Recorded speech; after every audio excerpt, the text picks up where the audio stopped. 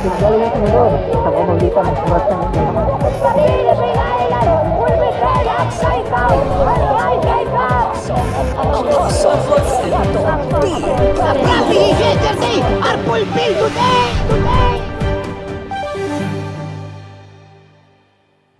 We are here once again to the land of beauty and bounty kung saan naririto ang oras ng Himala Miracle After Miracle Explosion sa pangungunayan ng God-sent time prophet and apostle na si Apostle Renato D. Carillo.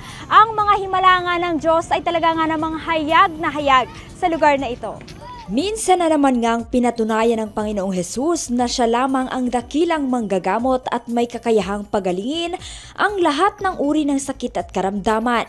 Kaya naman, ang mga himala ng kagalingan ay dumagsa sa unang araw ng oras ng Himala Miracle After Miracle Explosion sa probinsya ng Lanao del Norte. Ilan lamang ang mga ginang na ito sa mga nakatanggap ng kagalingan at mangiyak-ngiyak sa sobrang kagalakan, habang taos-pusong nagpapasalamat sa himalang kanilang natanggap mula sa ating Panginoon. Panoorin ito. Nanaulian na dyan ako ang gibati. Nagkakasalamat, Ginoo. Mabuti po ng Lord. Pinagaling po si nanay Kaya ng Lord. pumatay na ko ang akong sakit. Ayan yung bato sa bato nilusaw ni Jesus. God bless you po. God bless you po. Man of God, Sister Audrey po ay galing pa po ng Davao City. 2 years na po siya nagsasuffer. Bumabagsak po yung kanyang potassium level sa katawan. Ang effect po nito, mahina po yung kanyang katawan tsaka kumikirot yung kanyang tiyan. Kaya sabi po niya, pagpunta niya po rito, siya po yung nag-pray. Sabi niya, Lord, pagalingin mo po ako. Dahil sawa na ako sa every month na siya po nagpapalaboratory. At habang siya po nasa harapan po siya, bigla daw po may humipo sa kanyang ulo.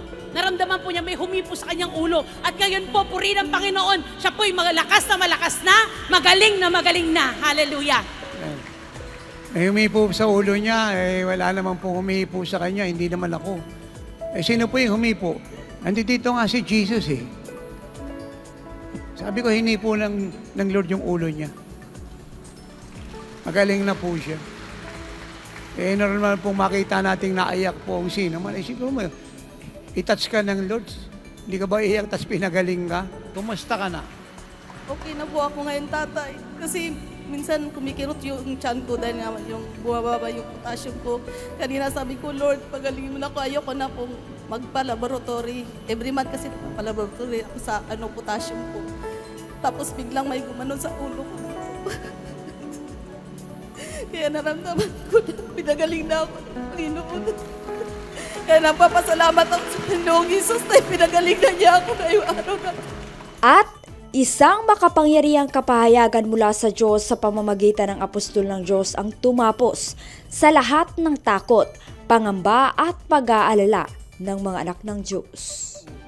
In Christ you are complete. Kumpletong-kumpleto. Wala na kayong kakulangan. Kumpleto na kayo. Si Kristo ang inyong naging kapayapaan. John 14:27. Siya ang inyong naging kaligayahan. Psalm 16:11. Siya ang inyong naging justification. 1 Corinthians 1:30. Siya ang inyong naging sanctification, kabanalan, holiness, kalinisan. Siya ang inyong naging redemption, katubusan. 1 Corinthians 1:30. Siya ang inyong naging wisdom, karunungan. Again, 1 Corinthians 1:30. Siya ang inyong naging righteousness.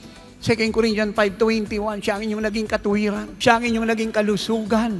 Yung divine life niya, ang inyong naging divine health. At kung ngayon, nagpa siyang maging kagaya ng Panginoon, na-enjoy niyo ngayon yung kanyang perfect health. Dahil ang totoo pong health ay buhay ni Jesus. It is a supernatural life. It is a supernatural health. Siya po ang inyong abundant life, John 10:10. Siya po ang inyong eternal life, per John 5:11, 12, and 13.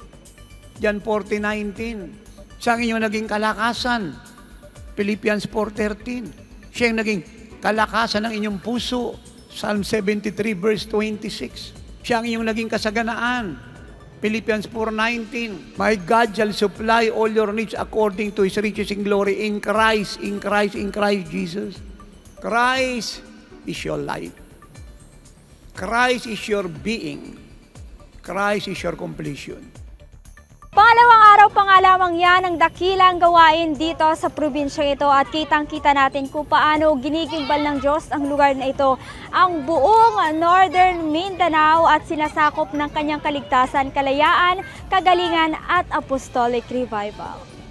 Ito si Glyza Bariso para sa Victorious News. Walang kinikilingan, walang halong kasinungalingan, pawang kaligtasan lamang.